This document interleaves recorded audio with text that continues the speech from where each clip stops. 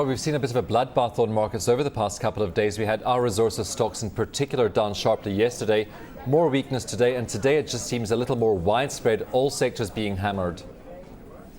Yes, obviously the stock market has moved so much from the early parts of the year, and some of the best performing numbers we've seen in ages, and everybody was saying, you know, the fundamentals aren't quite there, and slowly we start to see that those fundamentals aren't as strong as they have been, and we see the commodity prices head off aggressively over the last few days, and people taking profit out of the market and also being worried that those fundamentals really are still very weak, and employment figures are very bad. So the market very nervous now, and people are selling and taking profit from earlier gains that they made in the year. Of course, a pullback has been expected on these markets for some time. Do you think we're now seeing that pullback coming through? We saw January weaker, February started a bit stronger.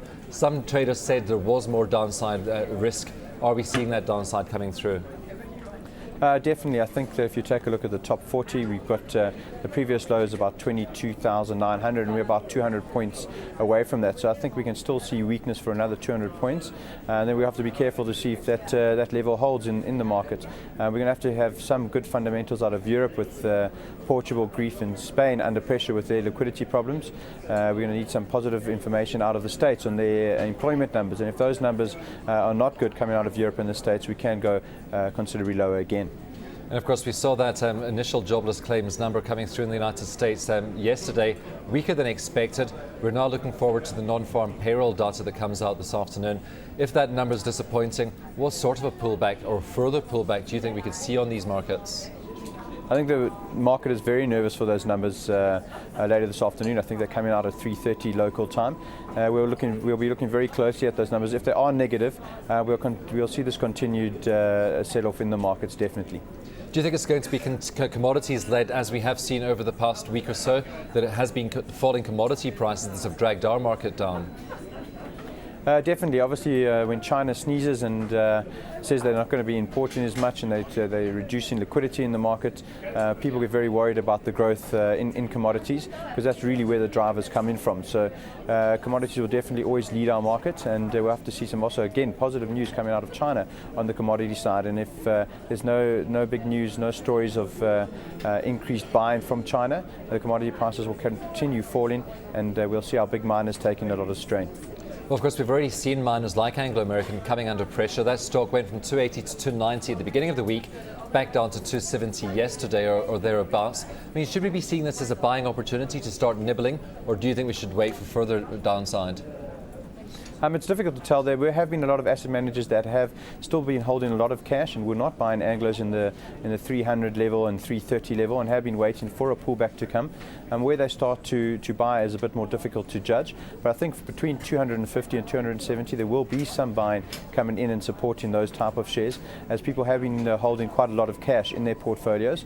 And obviously 250 Rand to 270 Rand a month or two ago looked very far away, and now we're right here at the moment. I think 267 traded today on Anglos, and so definitely possible there will be some buying coming in and longer term buying. Are we crossing key technical support levels on any of these big stocks?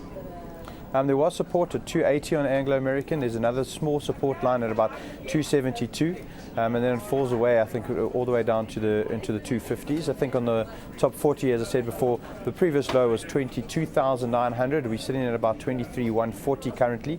So we are coming to test some of these levels. Anglo's currently today seems to be holding this 270 level quite well, but we'll have to see later in the afternoon, after these non-farm payrolls come through, whether it can hold the support level.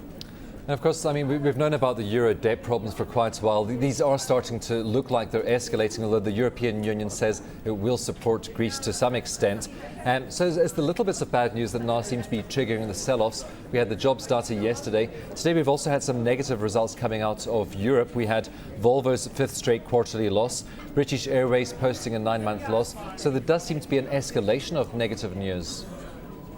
Definitely, we had one or two companies at the beginning of the year that the numbers were slightly better, and again you have to take a look at, was it coming from cost cutting or was it real growth coming through? And companies are still under pressure. We're still not out of although the recession has bottomed, there's still going to be very wide varieties of earnings coming through. You're going to have very poor earnings and one company doing very well. So it's going to be very choppy and difficult to judge when we're actually really coming out with full growth across the board. So as you can see already, it's been very choppy earnings. One company comes out with good earnings, 2 or 3 with bad earnings. So very choppy and very difficult to invest in an environment like this. Rob, are you surprised that perhaps at the extent of the volatility we've seen? I mean, take the oil price, for example. We had Brent crude trading $76, $77 just a couple of days ago, back down around $72 at one point yesterday. We have the VIX jumping 21%. We have our own Savvy rising quite sharply. The rand at 770 and the euro back at 137, and that was at 140 just a day or so ago against the dollar.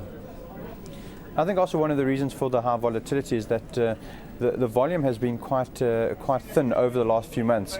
So when a number comes out, like the job data yesterday, the market reacts very quickly, and there's very big jumps in percentage moves in the relative commodities and prices in the markets, and it creates a very big jump in the volatility. So I think that when there's a problem with liquidity, volatility gets very high as well, and that's something that we're seeing currently.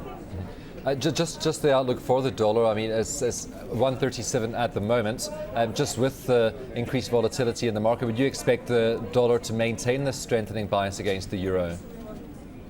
I think so. We saw a lot of buying into treasuries into the States yesterday.